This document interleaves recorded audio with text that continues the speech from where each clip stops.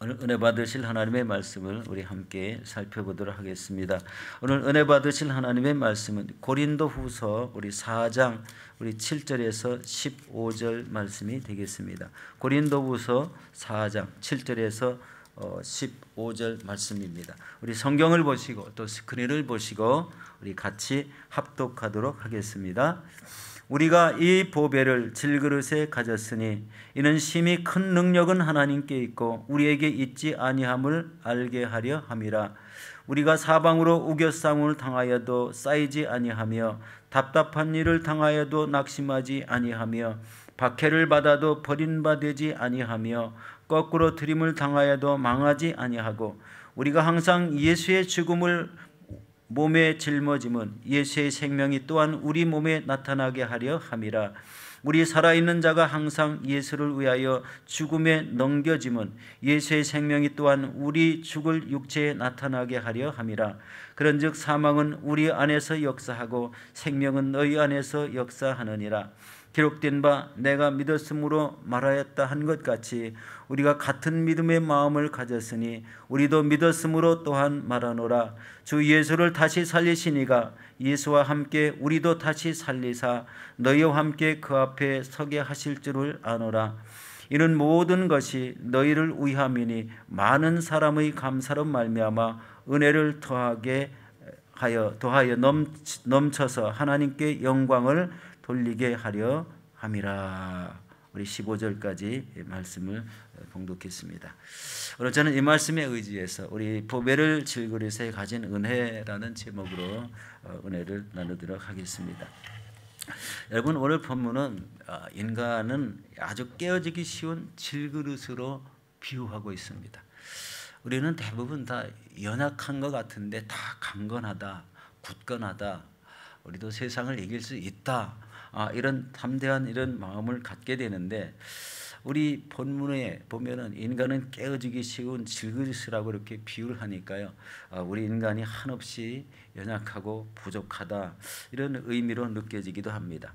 그런데 중요한 것은 그 질그릇 안에 구원의 복음의 주체이시고 보배이신 예수 그리스도를 가지고 있다는 말씀을 하고 있습니다.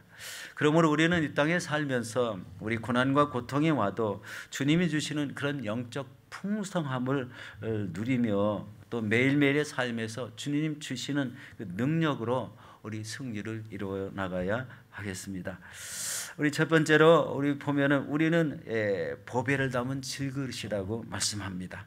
우리 7절 말씀을 다시 한번 보도록 하겠습니다. 우리가 이 보배를 질그릇에 가졌으니 이는 심히 큰 능력은 하나님께 있고 우리에게 있지 아니함을 알게 하려 함이라. 우리의 연약함 그 속에 우리 보배를 가졌다는 말씀이죠. 여러분, 이 보배는요, 이 사도 바울이 증거하는 복음이라는 말씀입니다. 의미 자체가 바로 위에 우리 6절 말씀에 보면 그 말씀이 배어 나오고 있습니다. 그렇지만 가장 중요한 것은 그 복음의 주체이신 예수 그리스도가 우리의 보배시라는 것입니다. 그런데 바울은 왜 인간을 연약한 질그릇에 비유했을까? 여러분 생각을 해보셨습니까? 여러분, 바울은 그 연약함과 보잘것없는 인간을 우리 경시하기 위해서 이런 말의 표현을 한 것이 아니라 보배와 같이 엄청난 가치를 지닌 예수님을 깨어지기 쉽고 보잘것없는 인간이 소유하게 되었다는 말씀입니다. 이게 하나님의 은혜죠. 인간을 구원하시기 위해서 예수 그리스도를 모시지 않으면 안 되는 그런 상황인데, 예수 그리스도가 우리의 인간의 주인이시고 우리는 그의 백성이 되었다는 그런 그 의미이죠. 여러분, 이것을 깨닫는 사도 바울은 선교를 하시면서 이 복음 전파의 사역이 깨지기 쉬운 자신의 인간적인 본성에 의존하는 것이 아니라 오직 보배이신 예수님께만 의존하고 있다는 것을 분명하게 나타나고 있다는 겁니다. 여러분, 사도 바울은요, 당대의 최고의 학문을 가진 분입니다. 그런데 그런 모든 것들을 접고 오로지 예수 그리스도를 증거하는 일에 자신의 온 삶을 다 바치신 분입니다. 우리의 보배이신 예수 그리스도를 증거 일평생 우리 삶의 평생을 우리 하나님께 드렸다는 거죠. 또한 이 말씀은요, 자신을 연약한 질그릇 같은 존재로서 하나님의 영광을 나타내는 이 복음을 전파하며 자신을 내세울 자로 여기지 않고 오직 하나님만 높이 드러나는 분으로 이렇게 확신을 했다는 것입니다. 여러분, 예수 그리스도 우리 주님은 내 인생의 가장 귀중한 분임을 확신하고 계십니까? 이것은 저와 여러분들이 믿음으로 행하는 그 자세를 볼 수 있다는 겁니다. 믿었어도요, 믿음으로 행하는 그 자세, 마음가짐이 굉장히 중요하다는 것을 말씀드리고 싶습니다. 이 첫 번째는요, 예배드리는 자세예요. 예배드리는 자세. 예배드리는 자세는 자신의 삶의 환경과 연관이 있죠. 그런데 예배 시간을 좀 이렇게 맞춰 나오면은 다 좋은데 간혹 가다가 어떤 분이 한두 번씩 이렇게 예배 시간에 중간에 늦게 들어오고 뭐 그런 분도 있지 않겠습니까?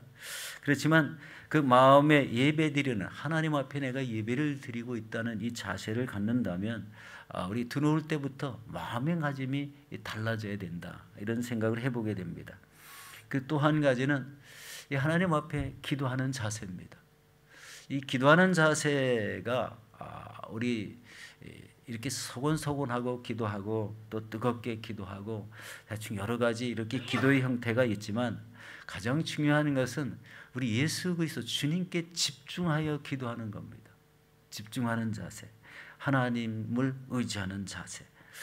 이런 자세로 기도하면은요, 기도하는 것이 크다 우리 하나님이 응답을 주시고 마음의 기쁨을 우리 얻게 하십니다. 또 우리 직분을 감당하는 자세가 있습니다. 우리 이제 신앙의 연도수가 많아지면 교회에서 직분을 주십니다. 근데 직분을 주는 이유가 있습니다. 왜 직분을 줄까요? 하나님의 일을 감당하라고. 이 직분을 우리 감당하는 이 자세가요, 이제 하나님이 이렇게 눈여겨 보실까요? 그냥 직분을 줬으니까 잘하겠지라고 그냥 놔두실까요? 아닙니다. 하나님은요, 한 사람 한 사람 직분을 감당하는 그 자세를 다 보고 계십니다. 그런 결국이 어디에서 생길까요? 하나님 나라 가면은 생기게 될 줄로 믿습니다. 하나님 전에서 일하는 자세, 말하는 자세, 상대방을 대하는 자세, 이런 모든 것들이 다 여기에 다 연관이 되어 있죠. 그리고 성전에서 봉사하는 자세, 상대방과 대화하는 자세, 또 복음을 전하는데 복음을 전하는 자세, 이웃을 사랑으로 섬기는 이런 모든 것들을 보면은요, 그 성도 안에 예수 그리스도가 계신지, 그 안에서 주님이 존귀하게 나타나고 계신지 알 수 있다는 겁니다. 이게 믿음의 자세를 통해서 나타나는 거예요. 처음에는 잘 안 될 수도 있습니다. 자신의 구원의 확신이 뚜렷하지 않을 때는 예수 그리스도가 그렇게 존귀하게 느껴지지 않을 때도 있습니다. 세상에서는 예수님을 전혀 모르다가 예수님을 영접했지만 갑자기 뜨거워지지는 않을 것 같아요. 그렇지만 어느 순간에 자신 안에 계신 이 예수 그리스도가 나의 주인이시고 그리고 나의 하나님이시라고 확신한다면 그 자세가 변화되지 않으면 안 되죠. 그런 믿음의 자세를 우리가 꼭 가져야 되는 겁니다. 우리 안에 예수 그리스도가 가장 이렇게 귀중한 보배로 모셨다면 우리 신앙생활에서 온 마음을 다해서 주님을 사랑하고 주님을 믿어야 되고 주님의 말씀을 따라야 된다는 말씀입니다. 여러분, 이렇게 우리 주님을 끝까지 사랑하시고 따라가기로 결정을 했다면 이런 마음의 결단이 굉장히 중요합니다. 이 결단이 없이는 온전한 신앙생활을 이룰 수가 없습니다. 여러분도 이 하나님을 굳건히 따르겠다고 우리 결단하시고 우리 주님을 섬기는 이런 자세가 확고해지시는 여러분들이 되시기를 예수 이름으로 축원합니다. 두 번째는 성도는 고난도 핍박도 능히 이겨낼 수 있습니다. 자, 8절과 9절의 말씀을 같이 보도록 하겠습니다. 우리가 사방으로 우겨쌈을 당하여도 쌓이지 아니하며 답답한 일을 당하여도 낙심하지 아니하며 박해를 받아도 버림받지 아니하며 거꾸로 트림을 당하여도 망하지 아니한다고 이렇게 말씀하고 있습니다. 여러분, 우겨쌈이라는 것은요, 우리 여기 내용을 보니까 이게 포도즙을 짜듯이 짜는 것 같이 막 사방에서 이렇게 짓눌리는 것을 우겨쌈을 당한다고 표현하고 있습니다. 답답한 일, 우리가 답답하다 이런 말을 많이 하죠. 이거는 아주 혼란스러운 것을 당하는 것, 그래서 답답할 수밖에 없는 이런 일들이 생기는 것입니다. 그리고 박해를 받는다. 박해라는 건 잘 알죠. 그런데 이 내용의 원뜻을 보니까요, 사냥감같이 추적을 당하고 있다, 쫓김을 당하고 있다, 이게 박해를 당하는 것으로 이렇게 표현했습니다. 사도 바울은 가는 곳마다 박해를 참 많이 받았습니다. 여러 가지 힘든 상황도 있고, 매도 맞고 감옥에도 갇히고, 뭐 별의별 어려운 일들을 많이 이렇게 당했죠. 이 박해, 사냥감 같이 추적을 당하는 이런 삶을 살았다. 그 다음에 거꾸로 트림을 당했다는 것은, 여러분, 죽을 고비를 당한 상태다. 여러분, 사람을 거꾸로 트린다는 것은 참 굉장히 뭐라 그러니까 인간 취급을 받지 않고, 그리고 여러 가지 이 어려운 고비, 특별히 죽을 고비를 수없이 넘겨가는 그런 우리 표현입니다. 여러분, 우리가 인생을 살면서 여러 가지 고통과 핍박을 당하며 살아가도 사도 바울은 낙심하지 않고 그리고 망하지도 않았다고 이렇게 표현하고 있습니다. 이 말은요, 그런 모든 것을 자기 몸으로 스스로 믿음으로 이겨냈다, 주님과 함께함으로 이겨냈다, 이런 의미를 갖고 있지 않습니까? 우리 인생을 살면서 여러 가지 어려운 고난과 핍박을 느낍니다. 내 자신의 주변에서 일어나는 여러 가지 일에 휩싸이기 시작하면 그 휩싸인 일 때문에 굉장히 곤란을 겪기도 하죠. 그런데 하나님 믿는 사람들은 하나님을 의지해서 낙심하지 않고, 그리고 날마다 우리 소망을 가진 이런 삶 속에서 우리는 절대로 망하지 않는다는 이런 믿음을 갖고 살아야 되겠습니다. 그러므로 우리는 믿음으로 살아가는 이 자세를 확고히 하시는 저와 여러분들이 되시기를 바라겠습니다. 여러분, 이 확고히 하는 그 자세는 첫 번째로 주님과 동행하는 삶을 사셔야 됩니다. 동행한다는 것은요, 주님과 같이 가는 거잖아요. 같이 사는 삶. 이 말씀은 하나님의 말씀을 지키며 그 뜻대로 행하는 그런 삶을 의미하기도 합니다. 주님과 같이 걷는다. 에녹이 우리 365세 하나님과 동행하다가 죽음을 보지 않고 이렇게 하나님 나라로 옮겨졌습니다. 하나님과 함께 산다는 것은요, 하나님과의 그 마음을 같이 하고 뜻을 같이 하고 그분의 말씀 안에서 우리 온전한 삶을 살아가는 겁니다. 그래서 이 세상과는 완전히 구별되고, 내가 취하고 싶은 욕망도 구별되고, 오로지 하나님과 함께 살아가는 이런 모습이 바로 동행하는 삶입니다. 하나님의 말씀을 지키고 우리 같이 산다는 것은 쉽지는 않지만, 그렇게 살았더니 죽음을 보지 않고 천국에 올라간 에녹을 우리 상상하게 됩니다. 반드시 하나님의 백성으로 우리 살게 된다는 것을 의미하는 것이죠. 두 번째는, 우리는 세상 안에 살지만 세상을 등지는 이런 삶을 살면서 흔들리지 않는 믿음으로 살아야 됩니다. 이 우겨쌈이라고 이렇게 표현을 했잖아요. 사방으로부터 우겨쌈을 당해도 당하지 않겠다는 이 말씀을 하는 의도는, 사도 바울이 그만큼 많은 사방으로부터의 이 고난과 고통을 당했다. 특히 이 고린도 교회에서요, 그 사방의 우겨쌈 같은 이 거짓 교사들, 거짓 사도들한테 이런 엄청난 박해를 받은 것을 이렇게 표현한 것으로 보입니다. 이런 우겨쌈, 우리 답답함, 박해, 거꾸로 트림, 이런 표현을 복음을 전하면서 당했던 모든 표현을 이렇게 함축해서 표현했는데, 그 당한 표현의 내용들이 아주 우리가 상상하기도 어려운 이런 고난을 당했음을 여기서 깨닫게 되는 것입니다. 그런데 그런 모든 어려움을 당했어도 주님이 주신 능력으로 모든 삶을 결국은 이겨냈다는 것을 여기서 말씀하고 있습니다.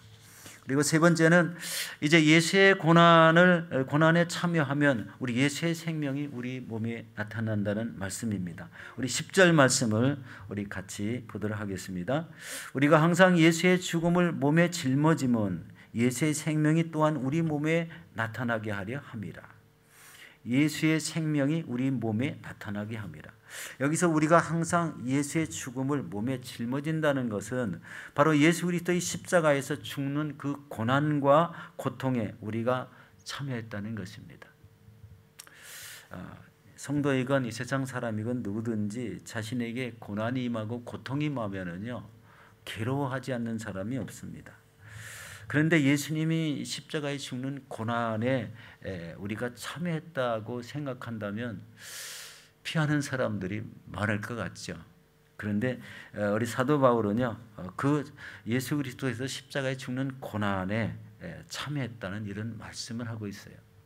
고난을 함께 받는 그런 우리 느낌으로 우리 복음 전파의 사명을 감당하고 그 사도 바울의 삶이 우리 순교하기까지 그런 삶을 살았다는 것을 알 수가 있습니다. 여러분 이 말씀은요 우리 믿는 사람들의 존재 가치가 무엇인지 확실하게 가르쳐주고 있습니다. 우리는 바로 이 더 어려운 환경이 올 수 있는 시점에서 우리의 신앙은 바로 십자가의 고난을 짊어진 흔적이 있어야 된다. 그리고 예수의 부활 생명을 지닌 이런 삶을 살아야 한다라는 이런 말씀을 하고 있습니다. 바로 이 어려운 환경이 올수록 신앙이 더 견고해져야 된다는 거예요. 나태하고 게을르는 것이 아니고 그 어려움과 괴로움을 피하기 위해서 믿음을 버리고 이런 것이 아니라 오히려 그 십자가에 짊어진 그 흔적과 부활의 생명을 지닌 이런 삶을 살라고 권면하는 말씀입니다. 우리 갈라디아서 6장 7절에도 이 흔적에 대한 이런 말씀을 하고 있습니다. 함께 보겠습니다. 이후로는 누구든지 나를 괴롭게 하지 말라. 내가 내 몸에 예수의 흔적을 지니고 있노라. 이 사도 바울의 이 고백이 여기에서도 동일하게 나타나고 있습니다. 여러분 혹시 그리스도의 십자가의 고난에 참여하는 것을 우리 꺼려 하십니까? 주님의 뜻대로 살아가야 할 사람들이 세상 사람들과 동일하게 살아가게 되므로 자신의 안에 감추어진 그런 영적 생명을 지닌 기쁨을 오히려 나타내는 이런 삶이 여러분 안에 있습니까? 고통을 느끼면서 나타내는 영적 생명의 기쁨을 느끼는 것. 조금 말이 언밸런스가 될 수도 있겠지만 사도 바울은 그렇게 살았다는 겁니다. 부활의 생명이 없는 삶을 산 것이 아니라 예수 그리스도의 부활하심을 우리 깊이 깨닫고 우리 자신도 부활할 것을 믿고 이런 삶을 살았을 때 바로 우리의 삶에 다가오는 이 신앙의 올바름이 온전케 우리 행함을 따르는 이런 삶을 살 수 있다는 것입니다. 이 내용을 쭉 살펴보면 사도 바울의 신앙이 얼마나 위대하고 그 행함이 얼마나 뚜렷했던가를 볼 수가 있습니다. 우리 여러분 우리 교회를 위해서 헌신하다가 고난을 당하는 경우도 있습니다. 온 천하 만민에게 복음을 전하다가 이 고난을 당하는 것이 있죠. 또 그리스도의 사랑을 실천하다가 이 고난을 당하는 이 모든 것은 바로 예수 그리스도의 고난을 우리 몸에 짊어진다는 것입니다. 예수 그리스도의 고난을 우리 삶에 짊어지는 이런 삶을 산다는 거예요.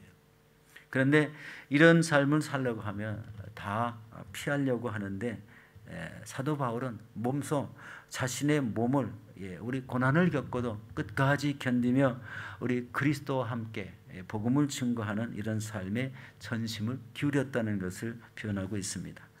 여러분 이런 삶을 사는 사람들에게 예수의 생명이 그 몸에 나타나는 것이고 그리고 이후 천국의 주인공이 될 수 있다는 확신을 갖게 하고 있습니다. 여러분 예배드리는 것을 생명같이 여기시기 바랍니다.